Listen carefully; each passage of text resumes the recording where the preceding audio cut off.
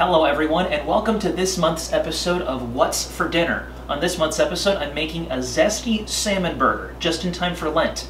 Let's get cooking.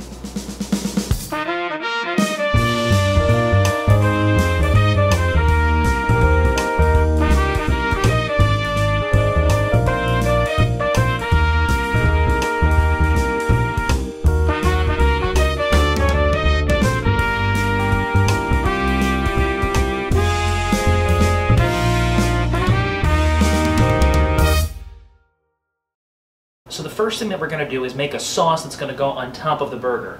So, firstly, we need to take a 1/4 cup of yogurt. This is just plain yogurt, nothing at all in it. So, spoon. Let's mix this up a little bit. Let's get a 1/4 cup of this. There we go, that's about it. Then you need 2 tablespoons of spicy Dijon. I always have difficulty finding this in the grocery store, so I got spicy beer whole grain mustard. So hopefully that will suffice. Spoon 1.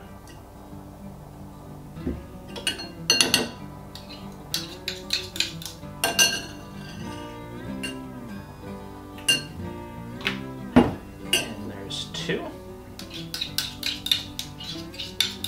Then you want a tablespoon of chopped dill. Put this over here for a second. Get some dill here. Now this is not going to be precise. I'm very rarely precise with my spice measurements, at least.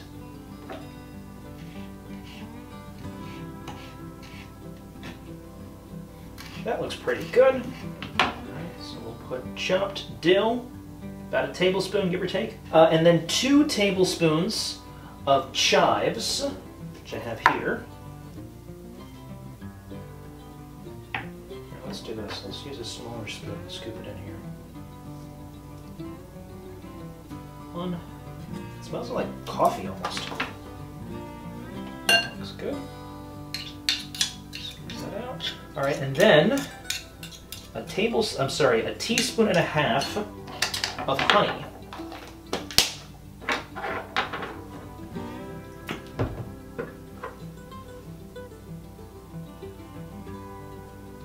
There's your teaspoon, and then another half teaspoon.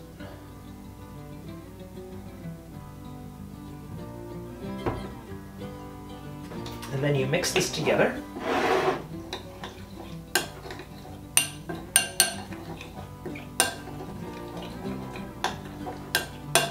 All right, and then this is, like I said, this is our sauce that's going to go on top of the burger.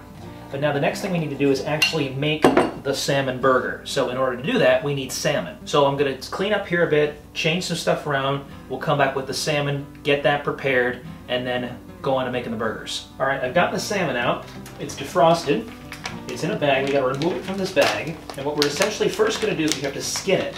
So the back side, which you can't see here. So this is like the main side, but the skin is this side. We have to remove this before we can actually do what we need to do to make these salmon burgers. So I'm going to take the entire thing out of this bag and put it here. Now it's already pre-cut, so I'm just going to cut these sections in half, like this, just like that. Then I'm going to flip it over, and then we're going to see if we can either peel the skin off or cut it. We're probably going to have to, oh wait, okay. It's actually peeling off quite nicely. Let's try something. We're going to get the knife underneath here.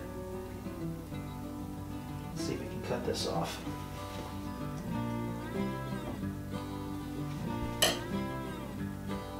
I've never skinned a salmon before, so I don't know if there's an appropriate way or an easy way to do it. Let me try this. See if I can cut it up through here. Alright, why don't we do this? Let's do this.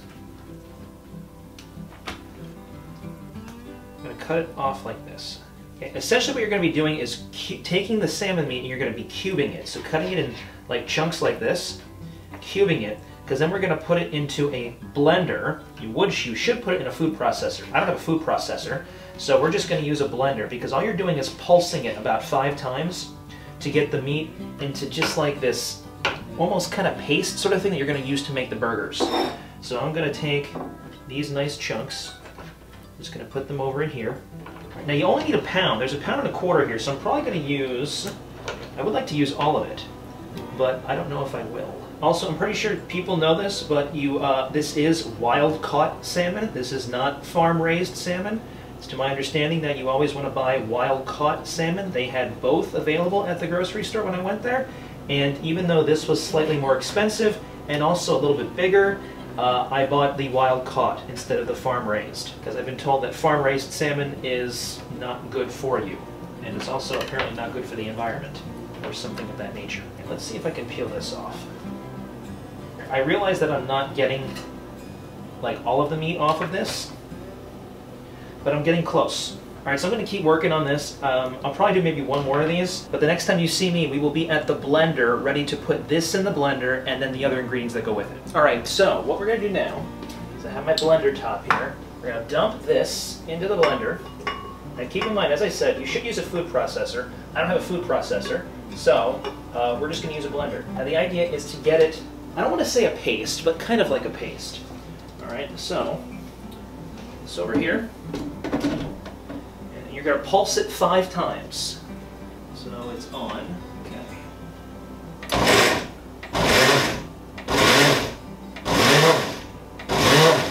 Okay, I might do it again because some of the stuff up top did not go down. So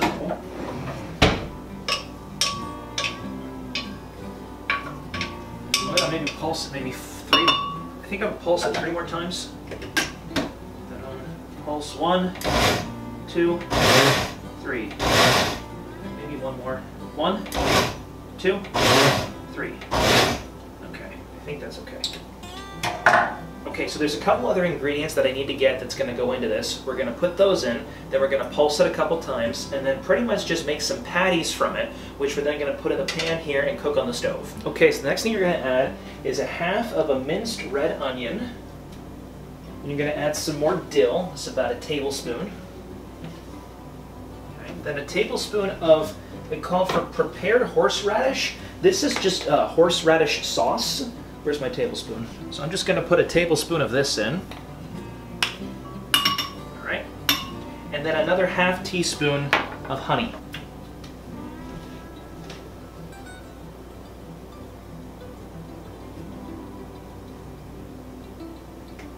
Okay, put this away, put this over here. Let's get the lid on this and we'll pulse this a couple times till it's nice and mixed.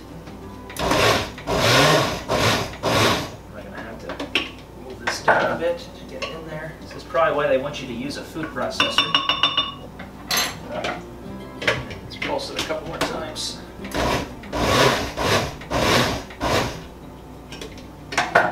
It's working, just not in the way that I expected it to. It's more of me mixing it in rather than the blender actually combining it.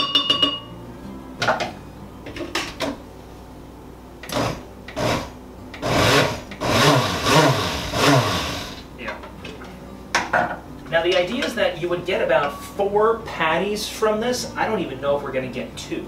I think we'll definitely get 2, maybe 3. Let's do a couple more pulses.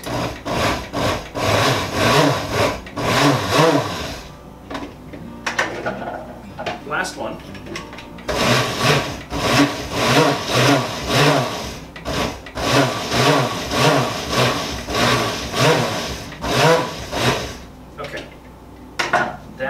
I'm going to call it there. All right, now I'm going to pour this into a bowl. Get a bowl. Pour this out into this bowl.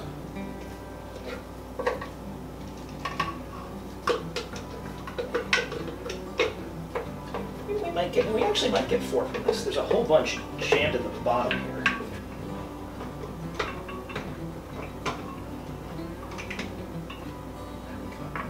Now, essentially, you want to make it into patties. Perfect. That's the best we're going to do on that. Now, we're going to form this into patties. All right, let me get a plate. And now you gotta let, this is a very strange, oh my goodness. Oh my goodness, this is like, how on earth is this gonna make a patty? Okay, well that's one. It doesn't even feel like this doesn't even feel like food. Okay, well, we're gonna put one of these in.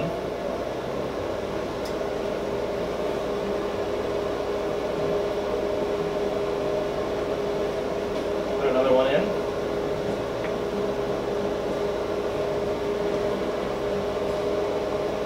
All right, I'm gonna let these cook for a bit.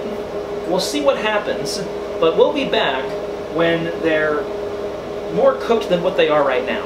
All right, I've had them cooking now for not quite 5 minutes, and believe it or not, they actually look not bad. I'm still concerned whether their structural integrity is going to stick up, at least when I flip them, which I'm trying to do right now. So let's see here, can I flip this one? Oh my gosh, I did it, wow.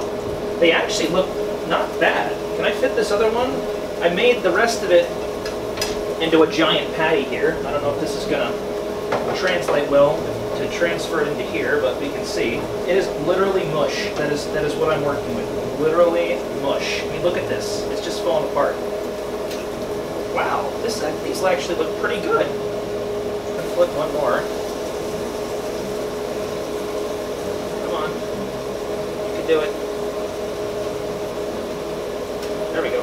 All right, I'm going to keep cooking these. We'll be back when they're just about done, and then I'll plate them up with a roll and the sauce we made, and I'll try them for you. All right, guys, these look really, really good. I'm going to turn this off. They are just about done. Yes, they look very much done. They look almost like turkey burgers, essentially. I'm mistaking them for turkey burgers, but they look great. I'm going to take this one. Put it right here.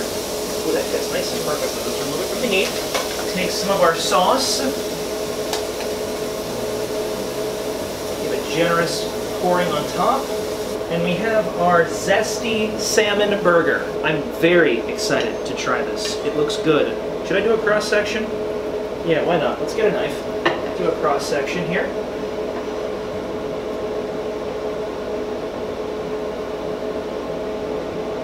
Oh, that's pretty. Look at that. Oh, I love it. Alrighty. Let's give it a try, everyone. Happy Lent.